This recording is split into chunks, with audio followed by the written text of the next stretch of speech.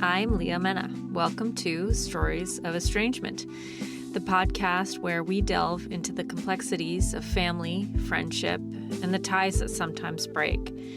Together, we'll explore the paths that lead to estrangement, the emotions that come with it, and the ways that people navigate life beyond it. Whether you're seeking understanding, support, or simply a space to reflect, this is where we unpack the stories, challenges, and lessons of living with distance in relationships.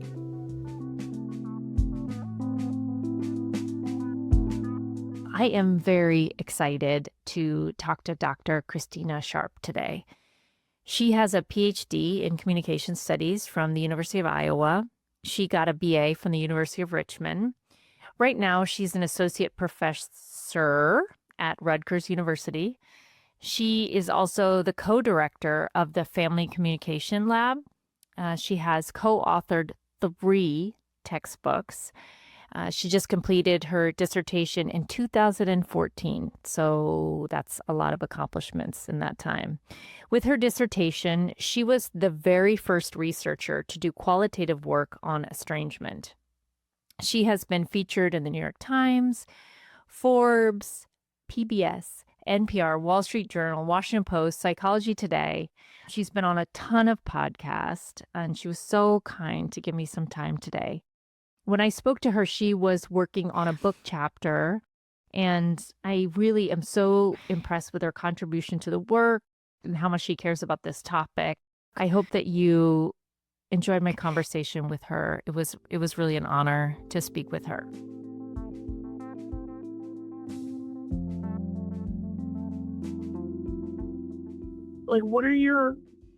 What's your goal today? I want to hear about some of the things that you're seeing in your research, what motivates you, what excites you, what like a lay person could gain from the work that you do.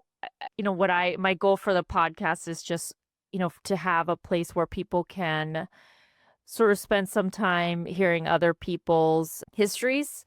And I think that you have a unique perspective because, you've been doing this work a very long time on a formal level, and you just have a lot of exposure to a lot of different kinds of estrangements and distancing. And I just want to see how we can learn from your experience and your research, and for healing purposes. I think that's a huge part of this, the work that I'm interested in.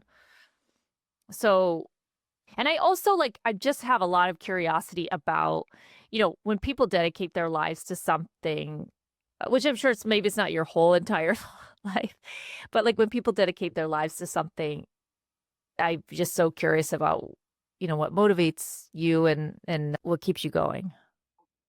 What else do you have going on today? I am writing a book chapter for a book, an edited book. I love this. You're amazing. Okay, so what started your interest in this topic, estrangement, family distancing? So I think that unlike a lot of the other people who have come to study estrangement, my story is pretty different than theirs. Most people come to studying estrangement because they have a personal experience of being estranged from a parent. But that is not the case with me. My kind of estrangement journey started in a very purely academic way. I was in my first graduate seminar ever in family communication, and we were talking about something called discourse dependent families. And those are families that require more communication to kind of create a cohesive family identity within the family, but also to kind of explain and justify their family identity to people outside of the family. Mm-hmm. So a lot of times we think of discourse dependent families, or families like step families or adoptive families. And often these discourse dependent families they require more communication, and they're often thought of as being somehow second best. Mm-hmm. They face a lot of stigma, and it's difficult to have to justify themselves all the time. Mm-hmm. And so most of my classmates chose particular types of gift course dependent families to kind of take a deeper dive to understand why these families are fucking back and how these families kind of resist the stigma that they face. And I kind of took an alternate route. I kind of asked a different question, which was if these families are considered second best, then are these kind of nuclear families actually doing all that well? Oh, wow. It's so interesting. Okay. Right. So I said, like, well, are they doing all that well? Uh-huh. And I came to find the answer was no. About 27% of people identify as being estranged from a family member. So all the stigma and difficulty these other types of families are facing, might not necessarily be warranted. Yeah, the model isn't it's not a fair comparison and they're not doing well. Well, I mean, it's not that all of them are doing well. Well, yeah. It's that they're not like substantively like all doing well compared to these other types of things. That is so interesting. I think that I would imagine that people maybe assume that you have estrangement. Most people do assume that I'm estranged from my family, but I'm not. I just went on a big family vacation over the holidays. I'm actually very close with my parents. Oh, that's great. I would imagine that you get that from time to time.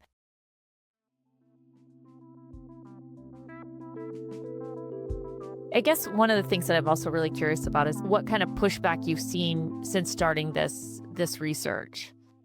I guess like in the very very beginning when I started to study this, I think like even my dissertation committee was kind of concerned that I might not find anybody, which makes sense because no one had ever studied it before, Uh-huh. or at least adult children who distance themselves from their parents. Kylie Aglias had just written her dissertation Uh-huh. about parents who had been distanced by their children. So when I wrote my dissertation, no one had ever empirically studied it before. And so my committee was concerned that I wasn't going to find anybody, Uh-huh. which makes sense. Although when I put out my research call, I had hundreds of people within the first hour Really? wanting to participate in my study. How did you where did you put that? Like just at the University of Iowa or what Yeah, you on a listserv at the Okay. University of Iowa. It wasn't even like a national call. It was like a local call in Iowa City. Wow. And people just really want to talk about it or what have you found? Is it just a relief to share it? Yeah, I mean I've found that people were eager to share their experience, Mhm. especially with someone they thought, and hopefully I delivered, of course, with someone who wasn't going to judge them. Uh-huh. They could talk to about their experience in confidence. That is so wild. So what happened with your dissertation committee? Were they like, whoops? No, I mean they were really excited. They were It was excited. great. Okay, good. Good. Yeah.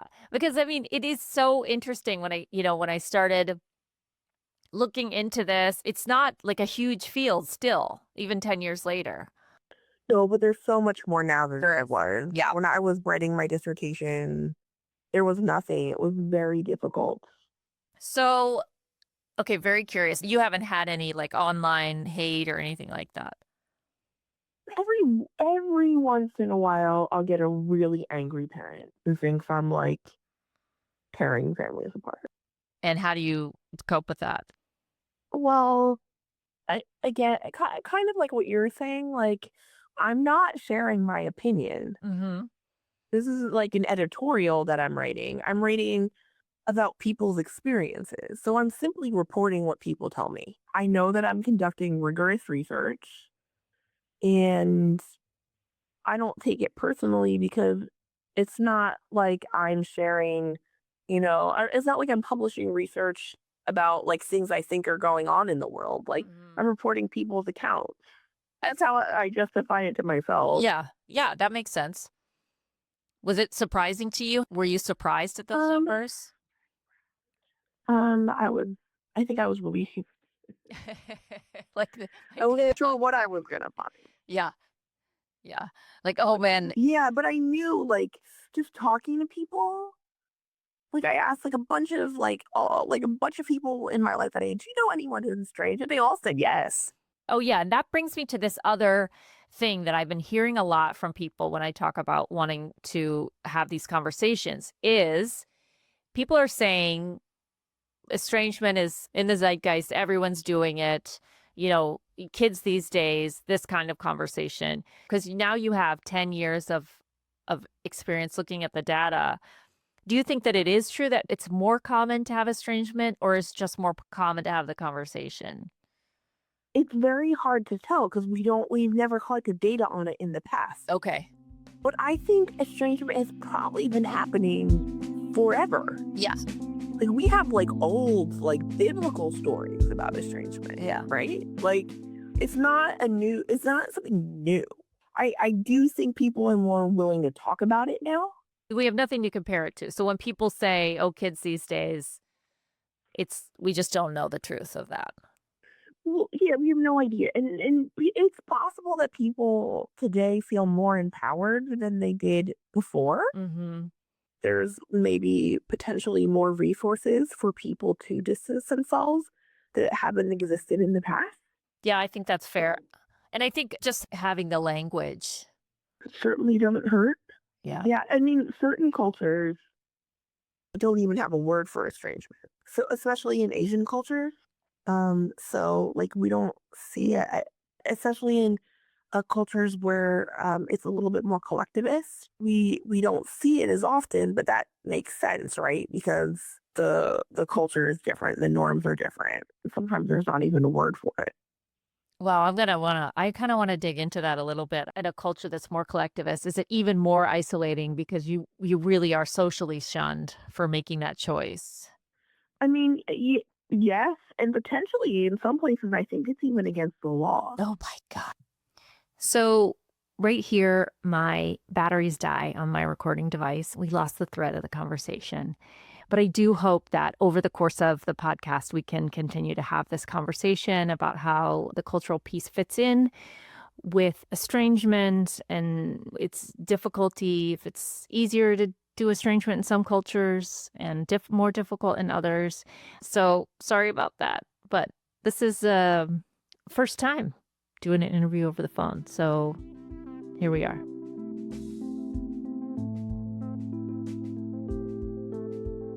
Do you have research assistants that do some interviews with you, or have you done just a ton of interviews yourself? Both. I mean, I've Uh-huh. done a ton of interviews myself, but I also have graduate students and different people who are interested in working on estrangement projects. And then the Family Communication Lab, where is that located? It is at two locations. It is at Rutgers, where I am, Yeah. and at Michigan State. My colleague Elizabeth, who's at Michigan State, she studied a different family distancing process. Okay. Which is what? She does more family member marginalization, Oh, the black which is sheep. when you feel like you're the black sheep. Yeah. Uh-huh. Yeah. That's cool. And that's your co-author of the textbook that I knew about. She's actually the co-author of the Family Com textbook as well. Oh, okay. Man, it's great to have someone that you can work with so well out there in the world. Hmm. Yeah, we started together at Utah State. Uh-huh. That's when we developed the lab. And then she went to Michigan State and I left for the University of Washington. But we just then had two separate locations. I heard you say on that podcast I was listening to yesterday that estrangement is all about boundaries. I was hoping you could elaborate about boundaries. It's too You big. know, in a good and bad way, estrangement is different for everyone. Yeah. When I talk about boundaries, what I'm talking about is like creating the rules that work for you. And for some people, certain things are possible, and for other people, it's not. So, different, one thing doesn't work for everybody. When I talk about boundaries, I'm talking about figuring out the things that you need to do to protect yourself. Yeah. And that might look different for different people. So some people want to have some contact with their family. Mhm. Like their boundary is that they only, visit their family once a year. Other people want no contact. Some people live in the same household as a person with whom they're estranged from. So it's different for everybody. And I think people often want 5 steps or easier like rules, and they just don't exist. Yeah. And you've probably seen that in your research. Well, a lot of most estrangement begins around the age of 17. So people aren't even adults.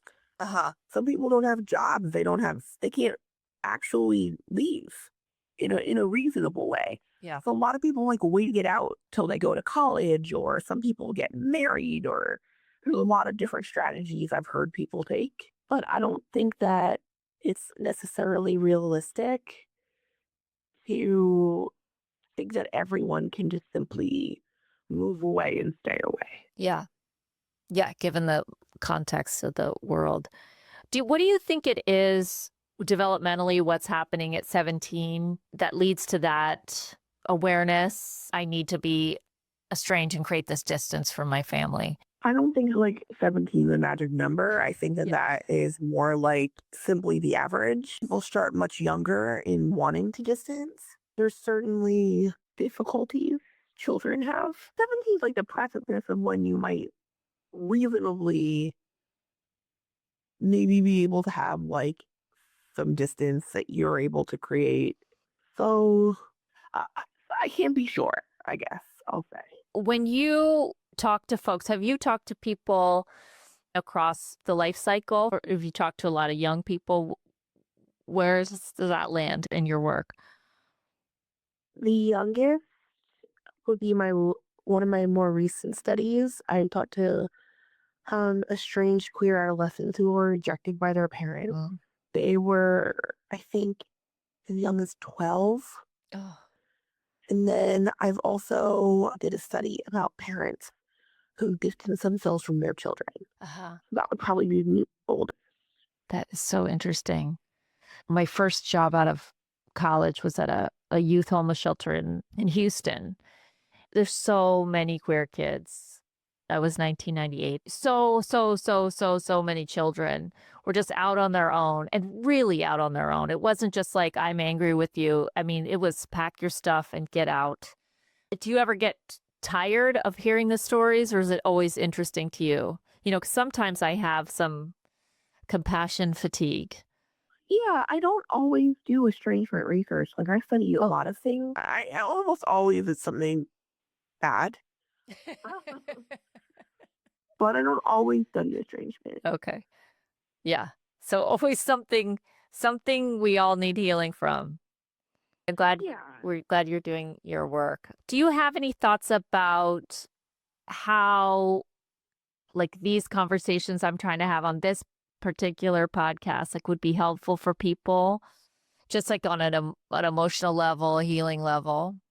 Well, I think it's useful to know that other people share similar experience to you. Hmm. A lot of people ask me like, "Oh, did you find anyone else?" And they were concerned that they were the only one.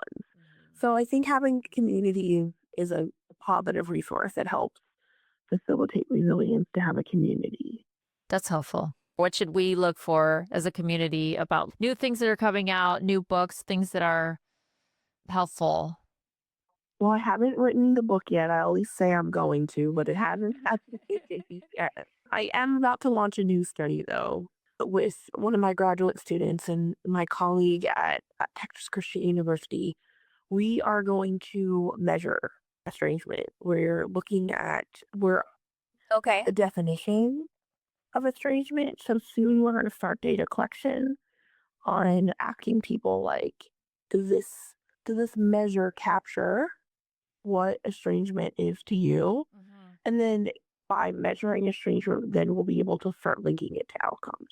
Wait, say that last word again. So by measuring estrangement, you will start to Be able to link it to outcomes. get to outcomes. Okay. So right now, like we have anecdotal evidence Uh-huh. that estrangement is, distressing and bad for your health, but we don't have a lot of empirical evidence to suggest that. Yeah. So that is kind of a new data collection that we're going to be starting on really soon.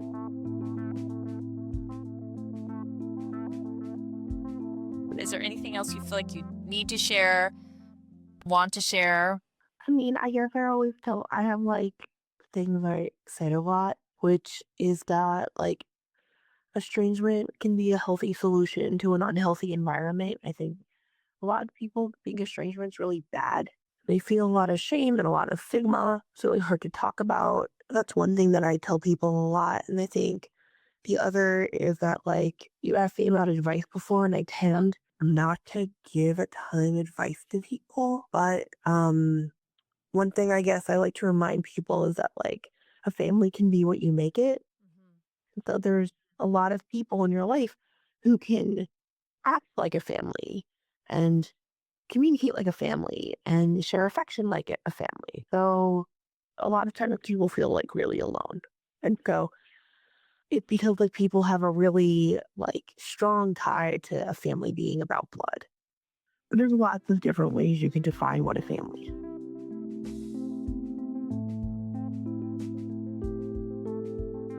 So you have seen that has been helpful probably in your research, that people are looking outside of the nuclear family or the bloodline family for their support, for their Yeah.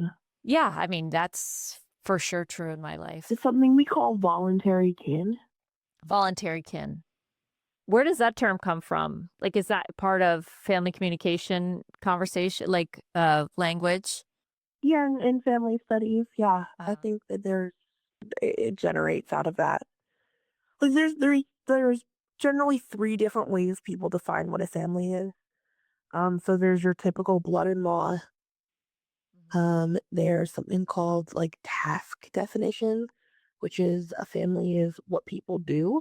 How do you take care of me when I'm sick? Do you, clothe me? Do you feed me? Like that have nothing to do with biology, right? That's really about behavior. And then there's called transactional definitions of family, which are based in communication and affection. Do we talk like a family? Do we share affection like a family? Do we share the feelings of that? Which is another way to think about what a family. and I think to me that also sounds like it is dependent on culture. I would imagine, like even what those tasks are, because I know in my family that I'm married to versus the family that I'm born from, those tasks and those things that you're defining look very different amongst those two families that I'm in. Sure, yeah, yeah. I mean, my partner has two kids. I think of them as my kids because I do their laundry and I tuck them in at night and I feed them endless amounts of food and I shut off all the lights. People leave all the lights on in my house. Like that's what makes us a family, Yeah. not that I birthed them. So for the second time in the interview, my batteries die. It's a rookie move. I apologize because I really wanted to talk to Dr. Scharp about a couple more things. I had some questions I wanted to ask her. I want to hear a little bit about the stories that stay with her, the cultural and generational expectations, how they interplay with estrangement. I'm so grateful that she's out here measuring and defining estrangements. She was the first person that I came across when I was doing my research. And I really felt nervous about interviewing her because she's like an estrangement celebrity. But I really appreciated something that she said that stuck with me. And I've really thought about it since hearing her say this. She said, estrangement can be a healthy solution to an unhealthy environment. And I want to leave us today with that. Thank you so much. Today's episode brought to you by producers and editors Leah Mena and Chris Mena. Music by Finn Herman. Thank you for joining us on Stories of Estrangement. We hope today's conversation has offered you insight, comfort, or a fresh perspective. If you'd like to share your story or connect with our community, visit us on our website, storiesofestrangement.com, or leave us a message at 1-844-ESTRANGE. That's 1-844-378-7264. Don't forget to subscribe, rate, and review the podcast. It helps us reach more listeners like you. Until next time, remember, healing and understanding are journeys, not destinations.